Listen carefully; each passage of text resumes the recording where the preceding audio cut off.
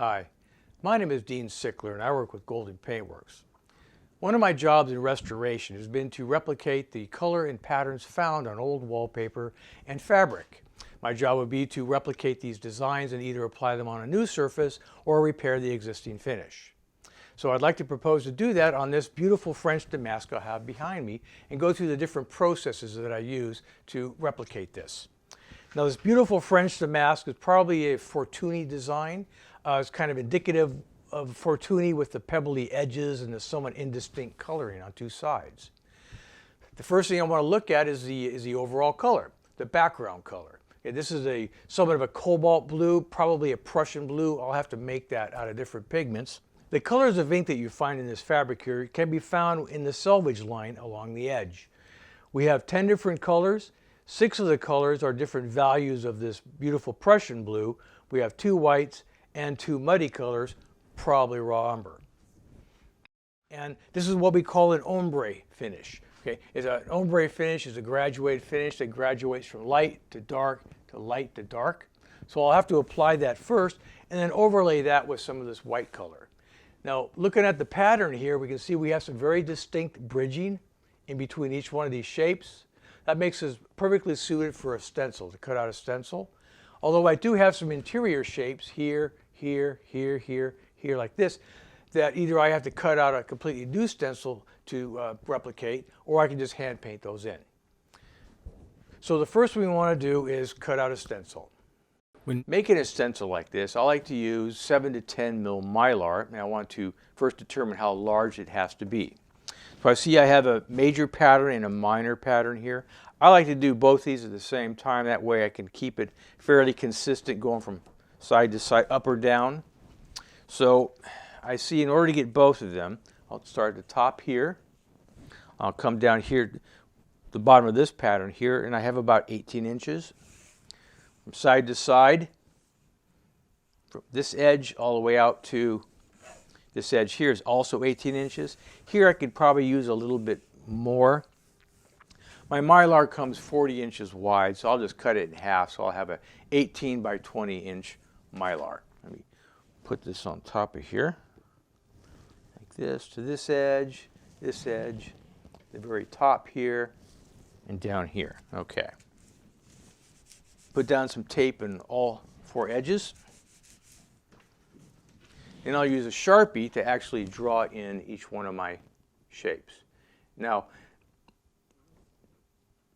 these shapes like this, well, let me come out a little bit better here, like this.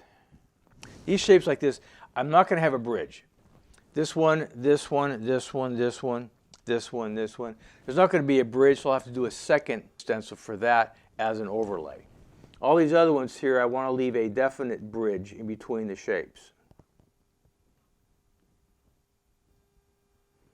Although on the stencil here, you can see that there is a bit of a bleed over. I can do that with the paint manually later on. So I'll go ahead and define out each one of these shapes, making sure I leave a good strong bridge in between them.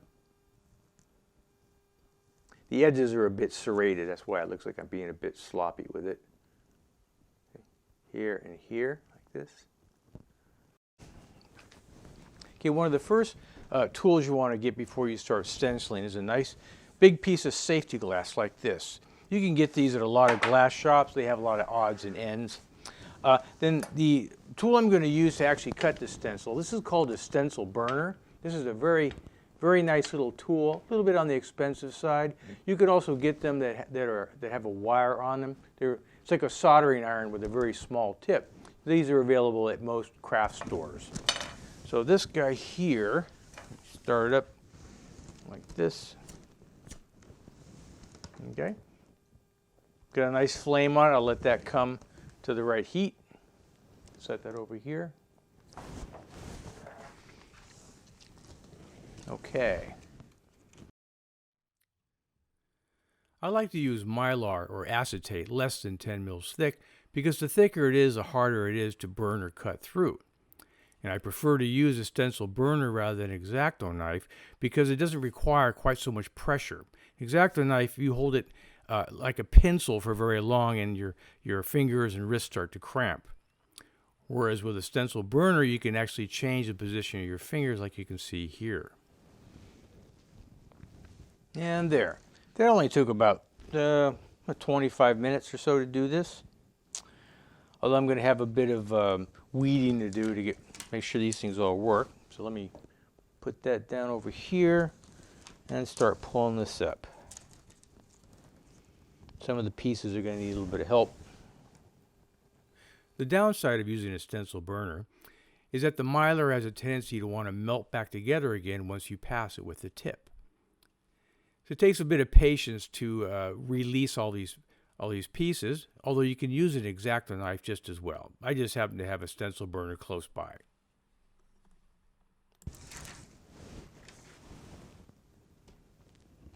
Okay.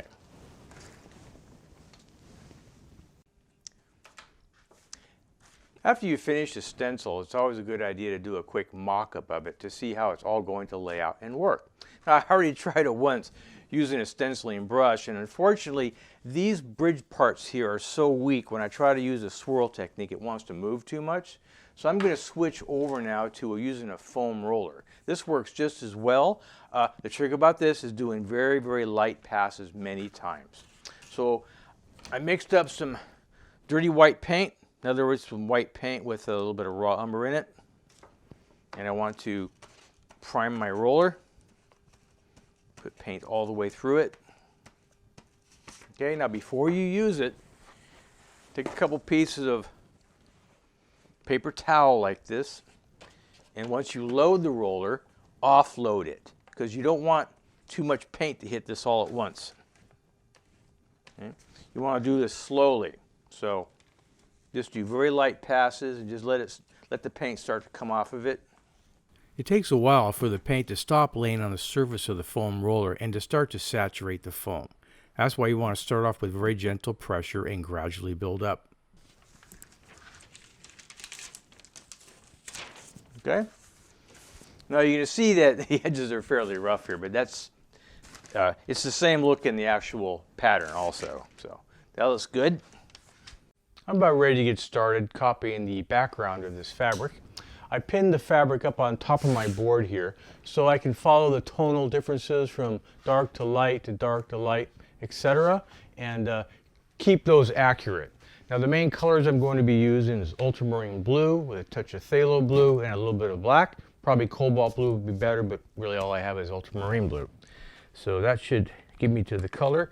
I'm going to keep some raw umber on the side just in case I have to dirty up the color a little bit. And the tools I'm going to use to apply are just going to be a 2.5 inch painter's application brush. And I have a large Pounce brush like this and possibly even a block Stippler if I need to graduate that finish down. So let me start checking out this color here.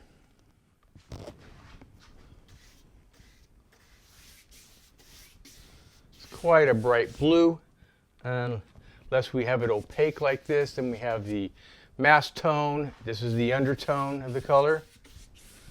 So that's how I'm basically going to work it. So I'd rather have it too bright than too dull, because I can always make it dull, but it's hard to make it bright. Okay, I'm going to put some glaze into a cup here, like this. I'm going to dip my Pounce brush into it. Okay. Offload it over here and start picking up some of this color and moving it over. I use Golden's glazing medium as a clear slip glaze down each side of the column of opaque color. I use it for two reasons. One is to give me transparency, and two, to slow down the drying time of my paint so I have plenty of time to fade off the edges.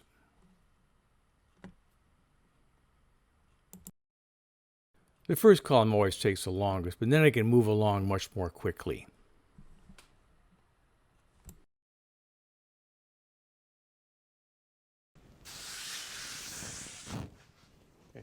I'm going to start the second coat now, and I'm going to add just a tiny touch of black to my mixture here just to dull it down so that it matches the cloth.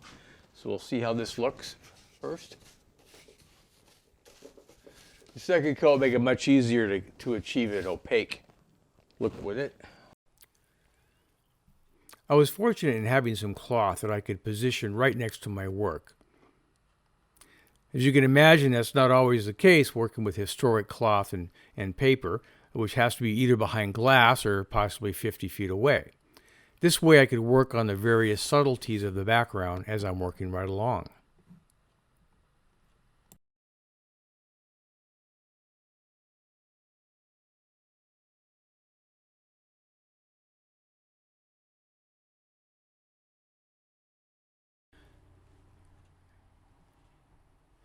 After about 4 hours drying time, I'm ready to start the stencil. Again, it takes the longest on the first one to get your roller nice and saturated before you can start applying more pressure to it without it bleeding underneath the stencil. If you notice on each stencil, I don't put a hard edge on the perimeter of the stencils. I try to fade them off. That way it's easy to fade one stencil into another without building up the color a little bit too strongly.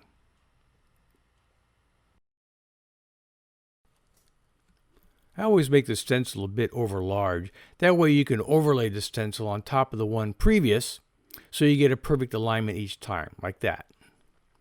You see, and then I just fade in the edges.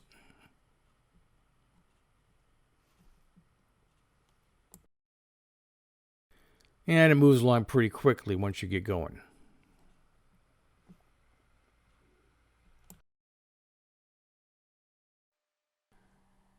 After I finish the stencil, I decide to hand draw in some of the missing elements of the pattern. I'm just using the same color as I used for the background of the whole cloth.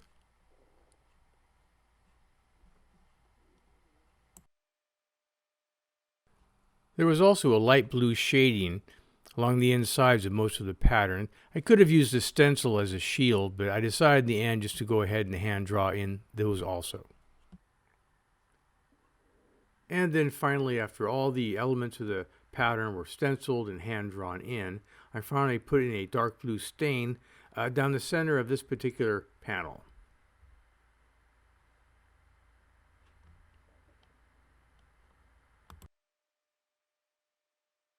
So now I have my pattern duplicated.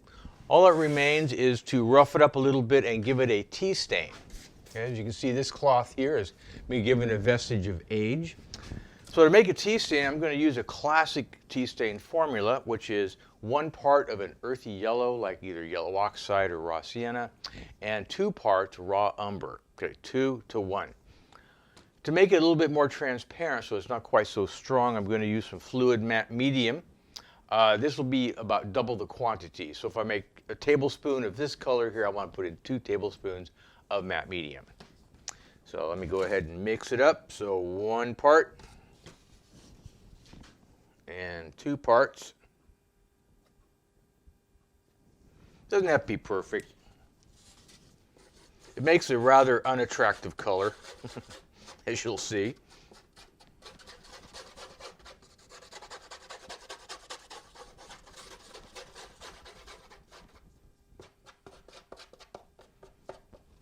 There we go.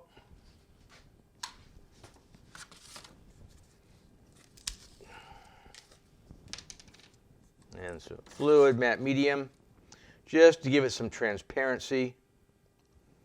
Like I said, about double the quantity. Okay. Now before I begin, I want to rough up this finish a little bit. This helps to give it, again, a vestige of age, and it helps to also unify all the patterns. So I'm going to take some 150 grit sandpaper and just rough up the pattern.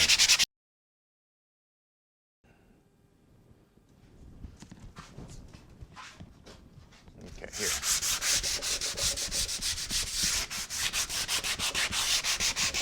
See, not a whole lot. I'm going to use two cloths to apply this. One will be the application cloth, and then a dry cloth will be slightly damp, just in case I need to take some more off. See how this color looks first.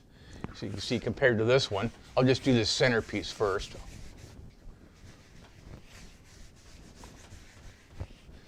We'll see how that looks. A little bit more. Yeah, something like that. Okay, I'll let that dry. Of course, the color does change a little bit as it starts to dry.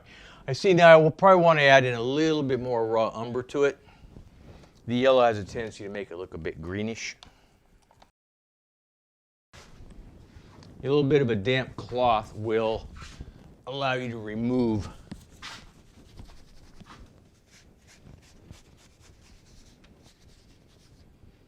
okay, that's looking pretty good. Let that dry, and if I like that, I'll continue over the whole piece. You want to build up the overglaze slowly because you can always add more, but it's difficult to back up. Once you're confident of the final effect, then you can really start to rock and roll and move along quickly.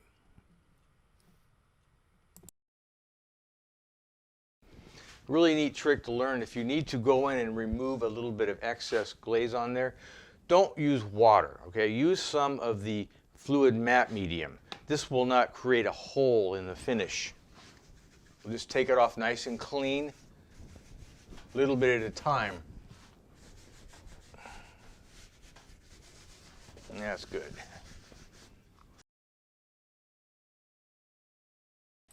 Finessing a piece or adding all the final touches always takes a long time, especially when you're dealing with a historic piece where you have to imitate the vestiges of age, such as patina, soot, old cigarette smoke, stains, etc.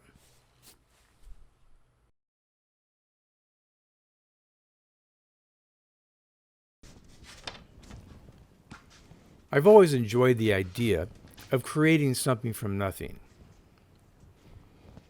And the challenge of duplicating a finely designed piece of fabric like this one is always a joy to me. So, thank you for watching.